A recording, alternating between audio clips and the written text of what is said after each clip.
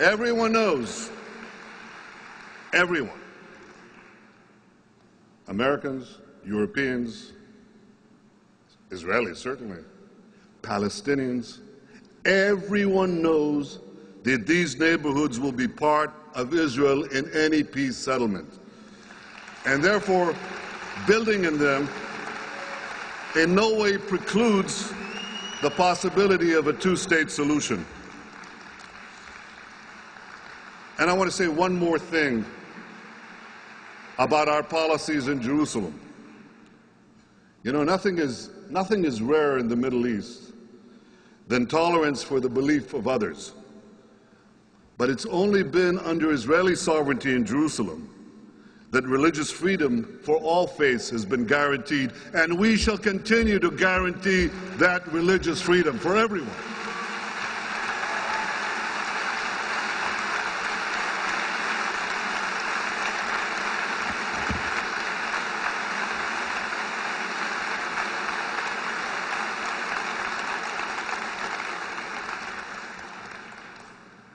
Ladies and gentlemen, while we cherish our homeland, we also recognize that Palestinians live there as well.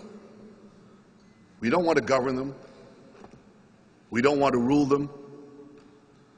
We want them as our neighbors, living freely in security, dignity, and peace. Yet Israel is unjustly accused of not wanting peace with the Palestinians. Nothing could be further from the truth. My government has consistently shown its commitment to peace in both word and deed. From day one, I called on the Palestinian Authority to begin peace negotiations without delay. And I make that same call today. President Abbas, come and negotiate peace.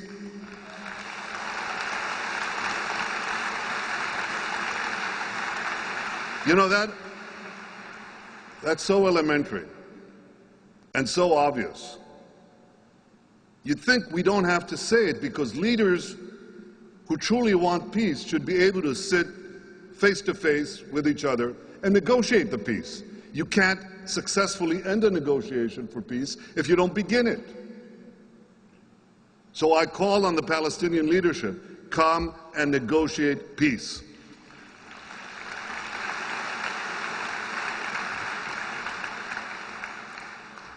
Of course, the United States can help the parties resolve their problems, but it cannot solve the problems for the parties. Peace cannot be imposed from the outside. It can only come through direct negotiations in which we develop mutual trust, that mutual trust that is necessary to forge a common future. Last year, I spoke of a vision of peace in which a demilitarized Palestinian state recognizes the Jewish state. Just as the Palestinians expect Israel to recognize a Palestinian state, we expect the Palestinians to recognize the Jewish state.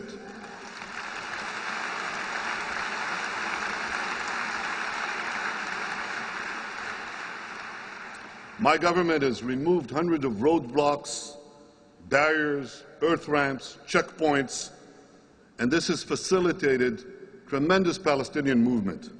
And as a result, we have helped spur actually an incredible boom given today's world economy, an incredible boom in the Palestinian economy.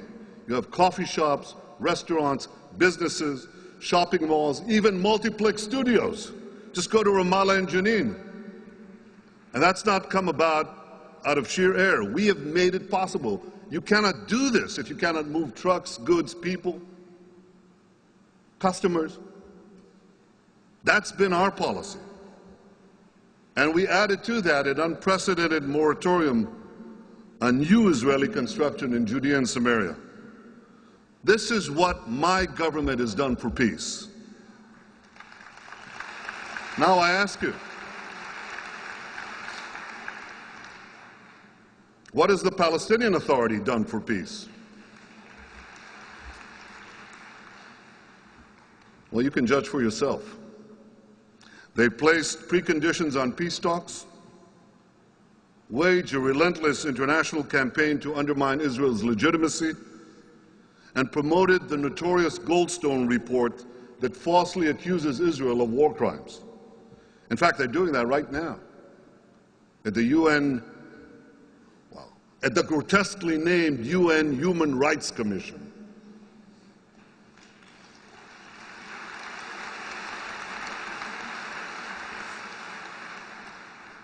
And I want to use this opportunity to thank President Obama and the Congress of the United States for their efforts to thwart this libel.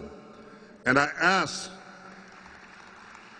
for the continued effort this week to fight this lie.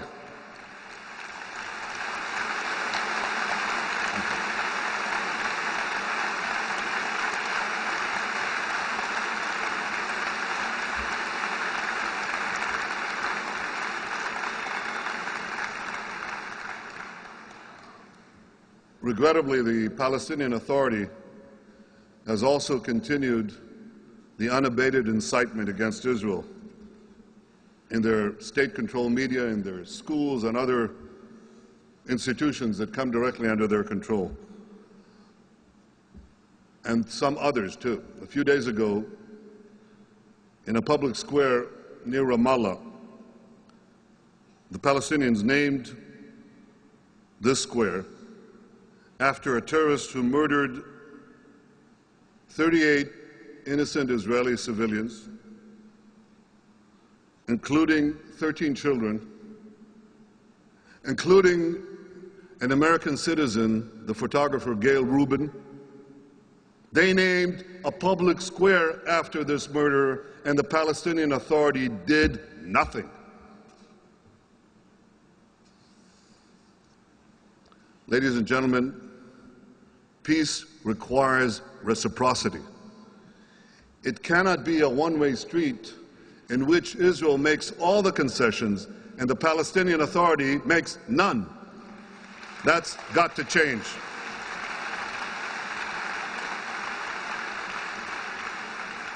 Israel stands ready to make the compromises necessary for peace, but we expect the Palestinians to compromise as well, to do their part.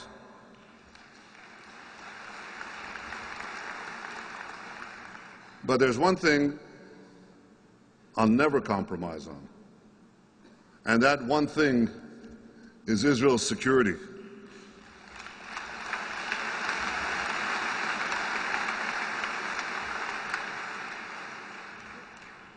Let me express to you the difficulty of trying to explain Israel's security predicament to the citizens of the United States, a country that's 500 times the size of Israel. So I thought how I could best bring it home. And I asked you to imagine that the territory of the United States was compressed down to the size of New Jersey. Now, I'm not picking at New Jersey because our ambassador, Michael Oren, comes from New Jersey. It happens to be the right size. So now, you squeeze the United States down to the size of New Jersey.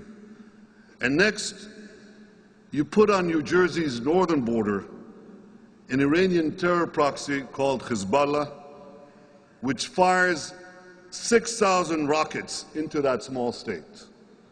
Then imagine that this terror proxy amasses another 50,000 rockets to fire at you. Now, I'm not finished. You take New Jersey's southern border and you put another Iranian terror proxy on it, and you call it Hamas. And it too fires 6,000 rockets into your territory while smuggling even more lethal weapons into its territory. You think you'd feel a little vulnerable? You'd think you'd expect some understanding from the international community when you have to defend yourself?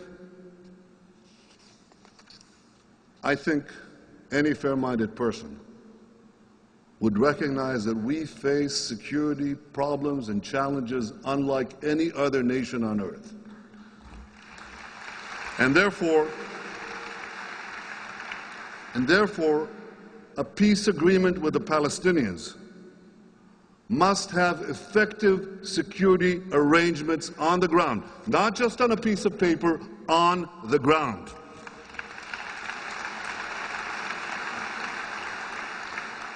We must make sure that what happened in Lebanon and Gaza doesn't happen again in the West Bank.